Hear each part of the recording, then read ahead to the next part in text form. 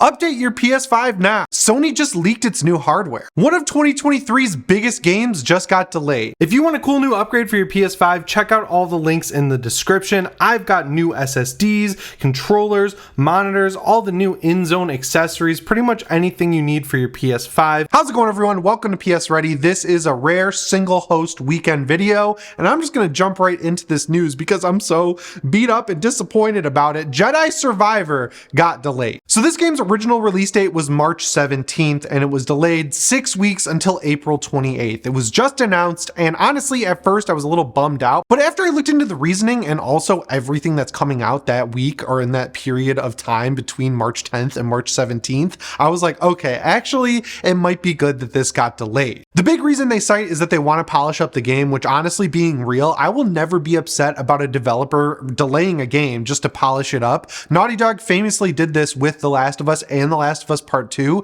and both of those games were like technically flawless when they came out, and I'd argue that they were better games for it. So also when you look at Jedi Fallen Order, how crappy that game ran at launch on the PS4 and Xbox One and still runs crappy on a lot of consoles, especially with the stuttering, I'm fine with them delaying this game to polish it up as much as possible. And then you gotta consider how much stuff is coming out at the beginning of March / end of February. Like for me personally, in this time period, we're getting stuff like Mando Season 3, Destiny Lightfall, Resident Evil 4 Remake, and Resident Evil 4 I was really worried about having to play that game on March 10th and then a week later jump into Jedi Survivor. Like, I don't want to rush through Resident Evil 4, you know? So to have one of the biggest games that I was the most excited for delayed, yes, it is a little bit of a bummer, but all the reasoning makes sense, and I think in the long run, especially for people who are Star Wars and Resident Evil fans like me, and potentially Destiny fans, this is going to be the best release date possible. Next up, we get to talk about God of War Ragnarok. Once again, my absolute favorite game of 2022 that I want to go back and play the New Game Plus on as soon as it comes out, because this game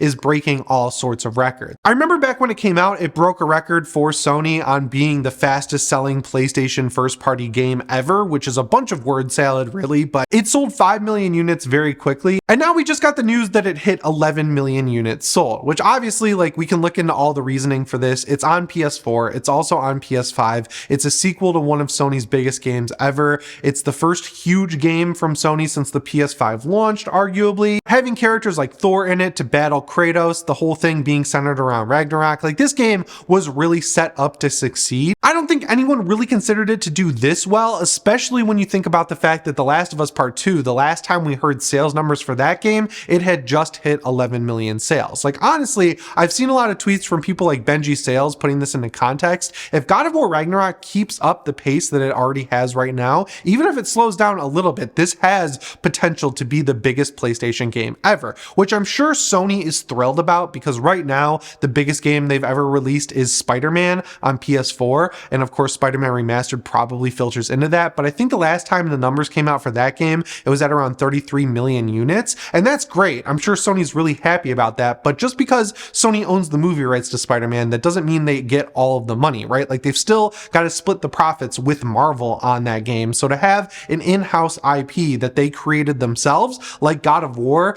do numbers like this, that's probably really exciting to Sony. This is also just great timing for something like this to happen with a franchise like God of War. It's rare to see a series grow exponentially over time, right? Like, you got to consider that God of War has 3 mainline entries that are in the Greek saga, right? And then you also have to think about the fact that there's 2 PSP games and a mobile game, then a reboot in the Norse mythology, and then the sequel to that game being the best-selling God of War game ever. There are very few franchises where the games just get better and sell bigger over time to this degree. The only one I can think of isn't even a video game. It's the Mission Impossible series. So yeah, it's pretty cool to see God of War succeeding like this, especially when I've played every God of War game, and I would argue that they have gotten better with each release, except for Ascension, which I didn't really like. And out of all the God of War games, by far my favorite is Ragnarok. That game is just incredible, top to bottom, and I'm really curious if we're going to get either DLC or a full-on sequel. Like, I really want to know what Santa Monica is thinking here. They said this is the end of the Norse saga for Kratos, but the way the game ends,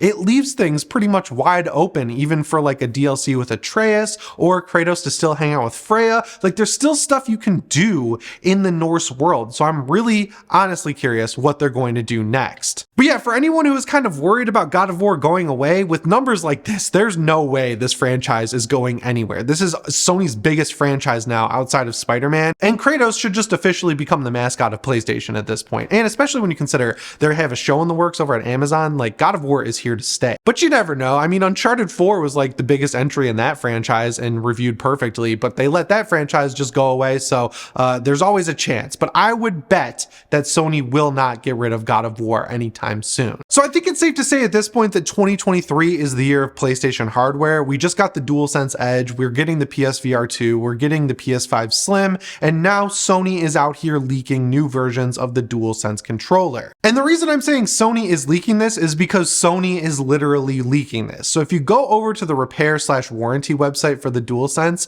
and you start a warranty or repair process, you have to pick which color of the controller you're sending in. So if you do the little drop down, you'll see all the classic colors like white, midnight black, cosmic red, starlight blue, nova purple, something pink. Those are all there, but now there's two extra colors called metallic red and metallic gray. Unfortunately, there's no pictures of these controllers, but just in my mind, the idea of a metallic red sounds awesome, and that might be something cool that they can release around the launch of Spider-Man 2, right? Because there were a ton of Pro controllers that came out when the PS5 initially launched that were just custom painted DualSenses, and the main color scheme that I kept seeing pop up was a metallic red with metallic gold, and it looked really cool, especially with the touchpad as a black accent. The one I really can't visualize is the metallic gray, right? Like if it was going to be silver, they would call it metallic silver or something like that, but metallic gray in my mind is sort of like a gunmetal color, and I feel like that also would contrast really well with the black accents of the DualSense controller. But Sony has already shown that they can go outside of the box with these colorways, especially with the Sonic colored God of War Ragnarok controller, which looks a lot better with the black plastic on it, and then of course the gray camo controller that they just dropped out of nowhere alongside a new headset and new plates for your console, which at first I thought was really ugly, but then we saw these product shots coming out and you can see that all of the PlayStation face buttons are hidden inside the gray camo, and it actually looks awesome. I think with all these leaks and rumors surrounding the PS5 Slim, now is actually the perfect time to start releasing more controllers and plates like this, because they're going to have one PS5 that's just the PS5 going forward. We've also heard that they might even be skipping the PS5 Pro, so if they've got everything streamlined, right, like you have the PS5 digital that has an external disk drive you can just pop on the side, then they can really start going nuts with custom plates, custom controllers, and maybe even have a competition to the Design Lab that Microsoft has, where you can customize everything from the Xbox Elite controller all the way down to the Series controller. I also think now would be a great time for them to start introducing more special edition plates. I think it's super weird that God of War Ragnarok had a DualSense controller but didn't have plates to go along with it, because I personally would have bought one in that cool blue that they ended up using for the controller, especially if it had Kratos's Spartan logo on one side and his Omega logo on the other.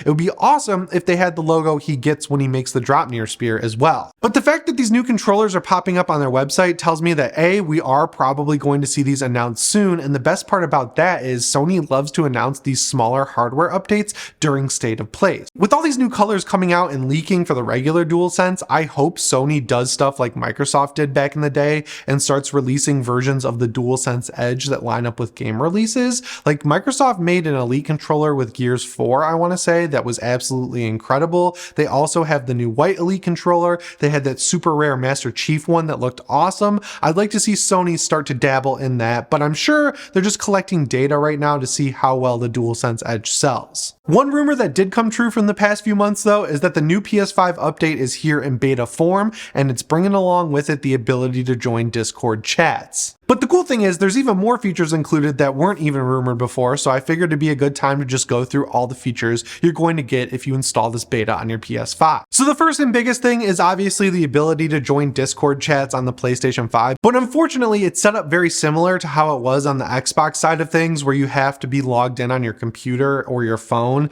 and then you can join a chat on your PlayStation console from your phone or computer. I really want them to just get the native Discord app running on the PlayStation 5. PS5. But we are allegedly getting that feature on the Xbox, and with Sony being a little bit behind there, I'm crossing my fingers that we won't have to wait too long to see that on the PlayStation. But as of now, if you have this beta installed and you're on the latest Discord version on your phone and computer, you can sign into Discord, link your PlayStation account to your Discord account, and then if you're in a chat with your friends, you can join that chat on your PlayStation, which is pretty cool. It's going to be good for Destiny with all the new stuff coming out in Lightfall. They also have a little note in the PlayStation blog post that says if you've linked your accounts before, you'll have to do it again to get this functionality working on your new beta update on your PS5, just so everyone knows. Another Discord feature that's coming along with this update that's pretty cool is the ability to share your screen with your friend or request that they share their screen with you. So if they're in a part of a game they want to show you, they can share your screen and you can watch it on your TV. Me and my friends do that all the time on Discord, especially with stuff like Elden Ring, where we were finding weird stuff on the map. We would just jump into a Discord chat and look at each other's screens, and it was awesome. On the PlayStation chat side, they added the ability to join a game that your friend is already in, which I absolutely love. I use that feature on Steam all the time. So if you're in a chat with your friend on PlayStation and you guys are playing different games,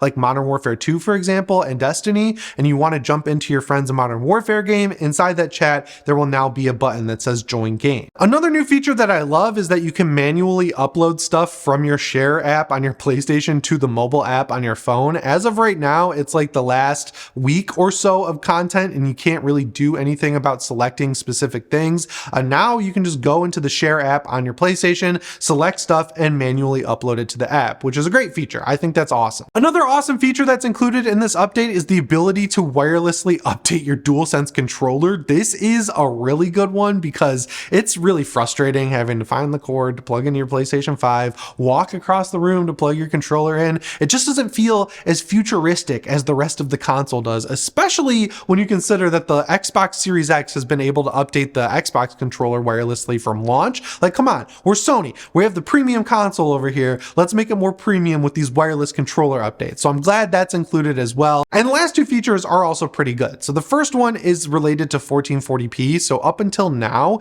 if you were using a 1440p monitor or playing a game at 1440p on your TV, you couldn't activate variable refresh rate. And now this update is giving you the ability to do that, which is awesome because you're going to be able to play games at higher frame rates at 1440p than you would at something like 4K. So having variable refresh rate would be awesome. Like specifically, I think in The Last of Us Part 1, you can completely unlock the frame rate. And I know you can do that in God of War Ragnarok. So if the game is limited to 1440p, you would want variable refresh rate for that, especially if you keep the frame rate unlocked, because if it's flying all over the place, it's going to cause screen tearing, it's going to cause stutters, and you don't want to see any of that. And then the last thing on the list, which is kind of buried at the bottom, weirdly, is that it looks like they figured out a way to finally get the save transferring that Xbox has, where it'll automatically just figure out what version of the game you're playing, and then your save will just move right over. It's super complicated, or it has been up until now with the PlayStation 5, where if you had a game like Final Fantasy VII Remake Intergrade, where you had to save on your PlayStation 4, you would have to download the PS4 version, download the PS5 version,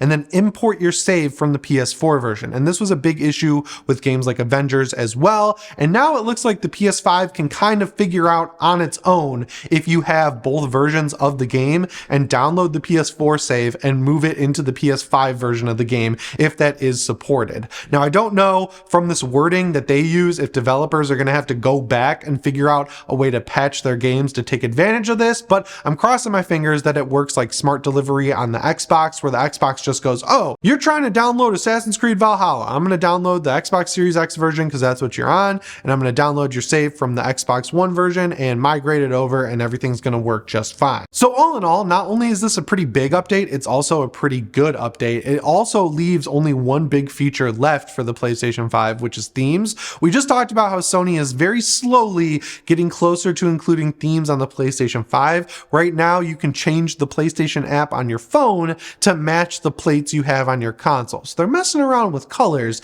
I'd just like to see them start implementing these awesome themes that they already have on the PS5 when you put the disc in your console. They play the music from The Last of Us. They put that sweet background on there. It looks incredible. Just give me that feature. I don't need the redone little tiles or anything like that. All I need is a background and some music. That's all I'm asking for. PS4, Sony. I had a really cool one on my PlayStation 4 that made it have the PS2 startup sound. It had a PS2 background and PS2 themed little tiles on the cross media bar. And I'd also love to have the grunge Last of Us Part 2 one that I had at the end of my PS4's life cycle. That's all I want.